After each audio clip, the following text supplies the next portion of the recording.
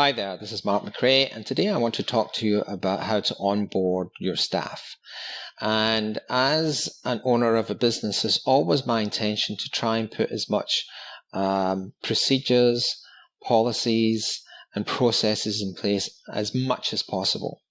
It's the only way you can exit a business, because when somebody wants to come and buy your business, they need to know how to run it. And if you've clearly mapped out everything before, then it makes that process much easier.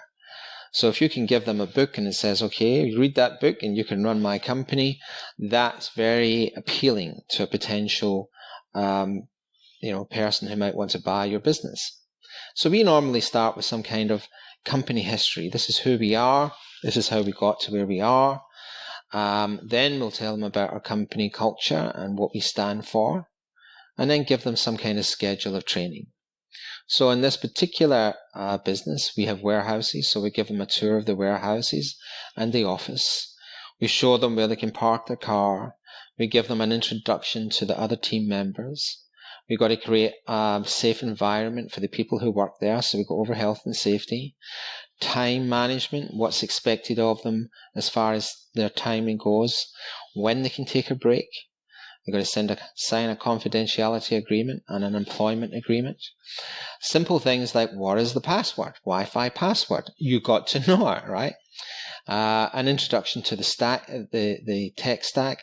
What technology does your company use? So what kind of hardware do you use? Even the telephone system. It's not intuitive. Somebody can't sit down and just lift the telephone. They've got to be shown how to lift the telephone. A tour of the website, communication. How do we communicate in that particular company? We use Skype. Others, it might be something else, but it might be Slack. It might be Google Workplace, but whatever it is, they need to know how to use it. Monday is our kind of Wikipedia that we use, where everything is a centralized place. We use Loom a lot. How does that work? Telephone etiquette. Even people who aren't in sales will talk to customers, and we have an expectation that they're going to speak to people in a particular way.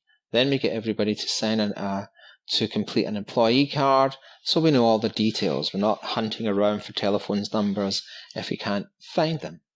We use Outlook in this particular company, so they got to know how Microsoft Outlook works. We also use, another piece of software called Pipedrive. They got to know how that works. So we might have anything between 10, 20, 30, 40 different pieces of equipment and software that we use, and everybody has to be trained on it, or at some level. So some people will only need to know so much, their basic onboarding, and other people, for example, salespeople, they need to go through the onboarding process and then on to sales training.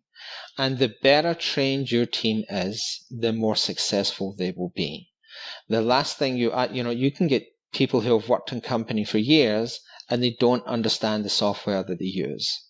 So you want people to be well educated and always be training. So particularly in that first 3 to 6 months, you've got to be continuously training your staff to get them to a high level. If you like these tips, just let me know. Leave me a like, a feedback. I appreciate it. Thanks for listening.